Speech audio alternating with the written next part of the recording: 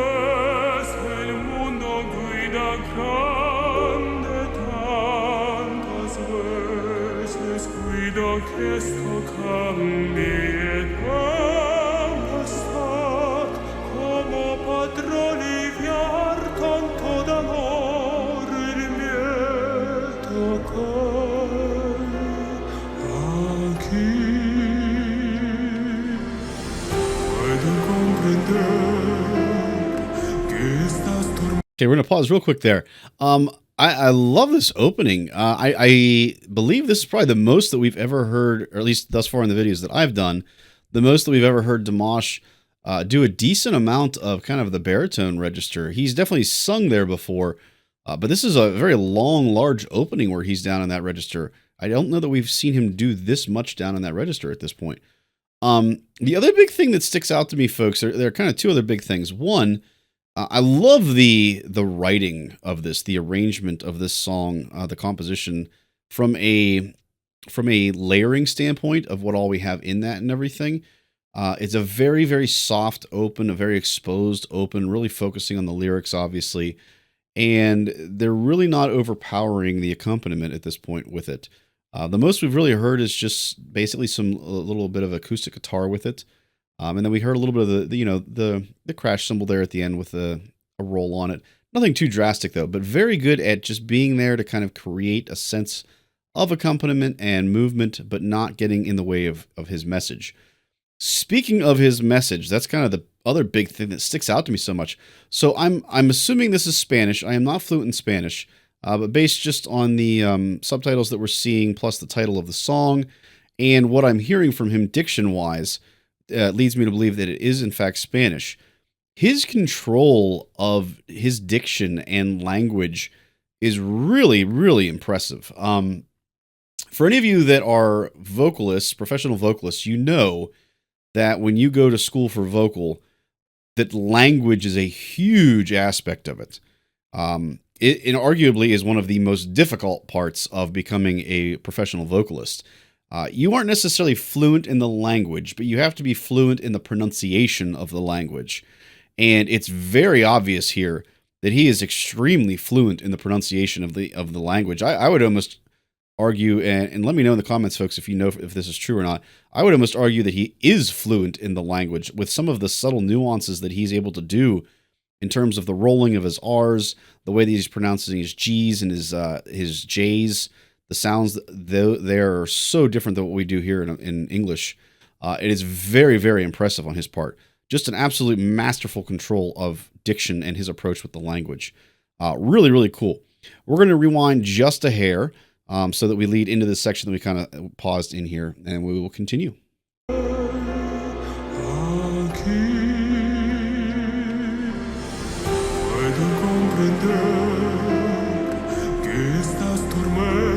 Negras son parte de un fin y que abrazarlas todas para renacer y encontrarle los que hay ansía la ver.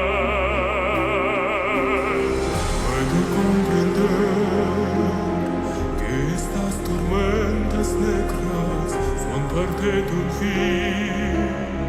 y que abrazar las todas y la besalos, alegría en las almas, paz pongas sin fin, sin fin. Yeah.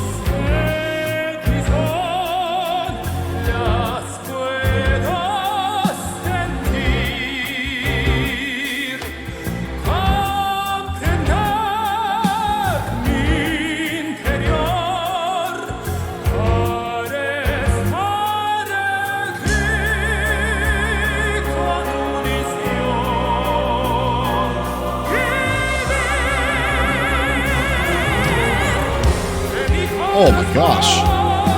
Oh my gosh. We're going to pause there. The accompaniment that we had in the background of that leading into that transition was just ridiculous. For lack of a better word, ridiculous. I want to hear that transition again. That was amazing. It almost sounded like a chromatic alteration. It almost sounded like we were going to modulate. We didn't, but it almost sounded like we were. It's a really cool way of writing that, and we hear a lot of very fast runs from the background there. Really, really, really well written. Very impressed. We're going to start right about here just so we can catch that.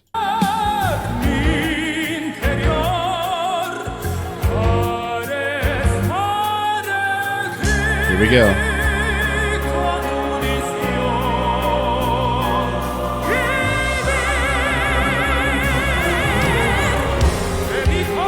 Love that.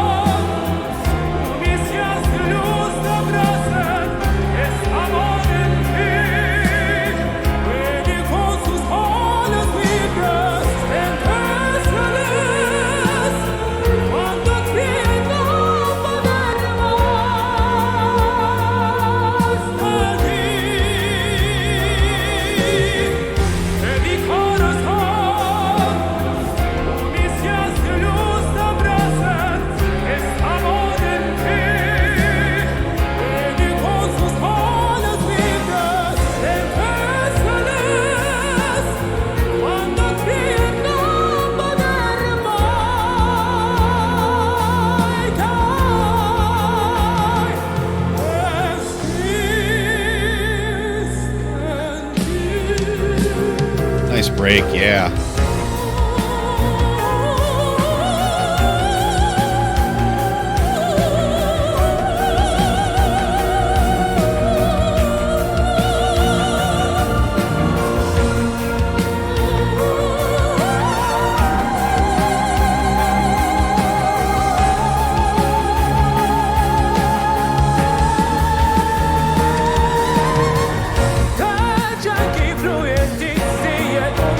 Okay, we're going to pause there. That was insane. I really love... so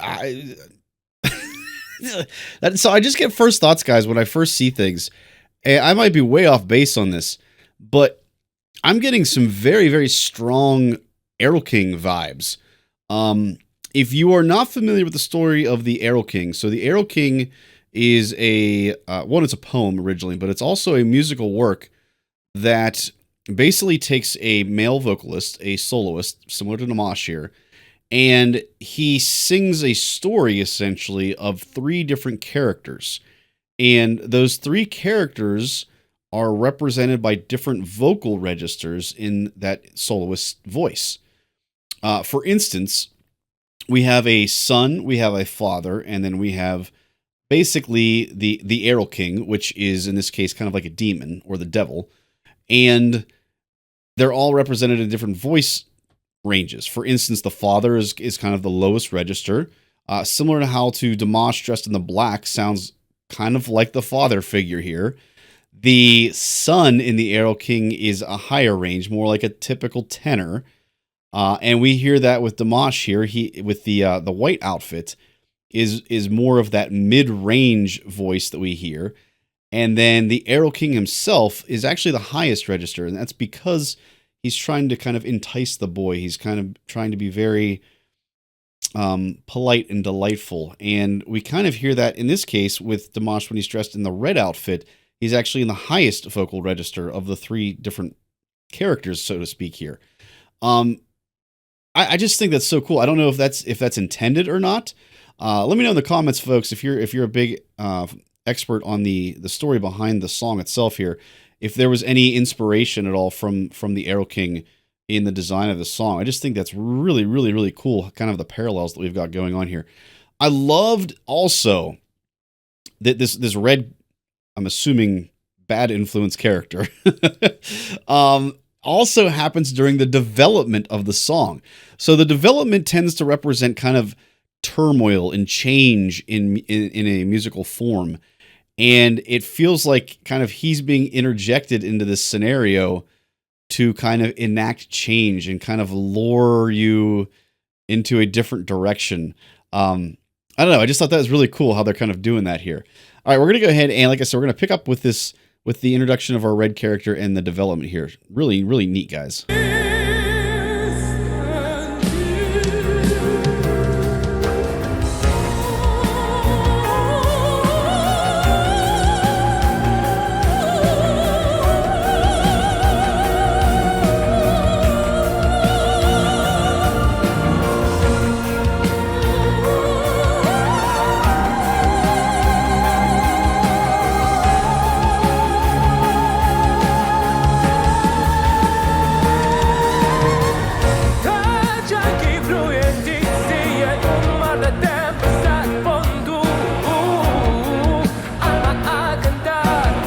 Oh, interesting. Okay.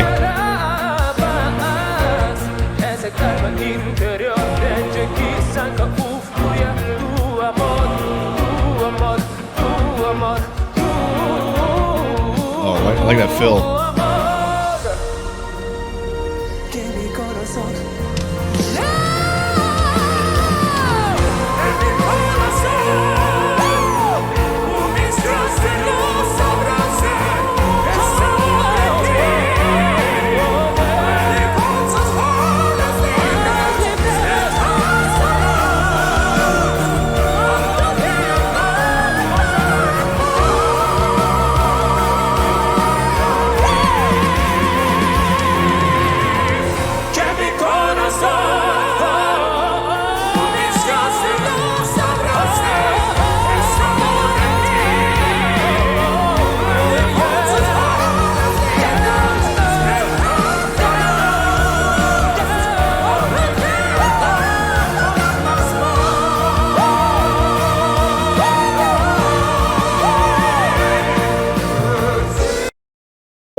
Is right. Guys, I was impressed with just one Dimash, let alone four at the same time. My goodness. That was incredible. That was incredible. I love also, speaking of different ranges of voice, I love kind of our different styles that we've had too. Like our opening number, we had kind of a more open, subtle approach to the music. And then when our white robe character came in, we kind of had a little bit more of a standard Broadway kind of sound. If you think about like Phantom of the Opera kind of thing, where we add more of those instruments, we have a set playing there, that kind of thing. We get way more complicated in terms of instrumental background and accompaniment and runs and complexity when we get the red character through our development. And then this last part, I love that they've kind of adopted almost what I would argue is like a hip hop sound into this, because it works so well to kind of have all of those different elements vibe together. It reminds me again, as I'm using Broadway as an example here, but it kind of reminds me of how Hamilton has kind of just totally been a renaissance for Broadway music in terms of, you know, interchanging and combining different styles of music that are out there. It very much feels like that in this scenario. I want to go back and check that out again because it was just amazing. A ridiculously amazing piece of music here, guys.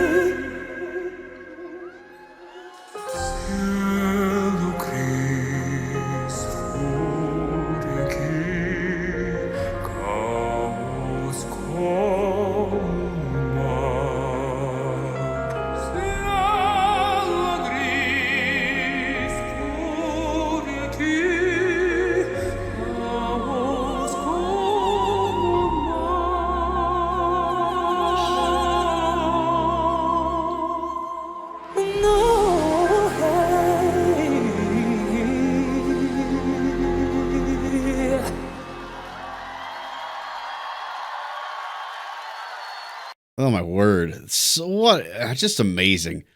Amazing display of his vocal range. We've heard it within, songs before, folks, but to hear it showcased this well in kind of a multi-character format, similar to I mentioned earlier, the Arrow King, just phenomenal, phenomenal.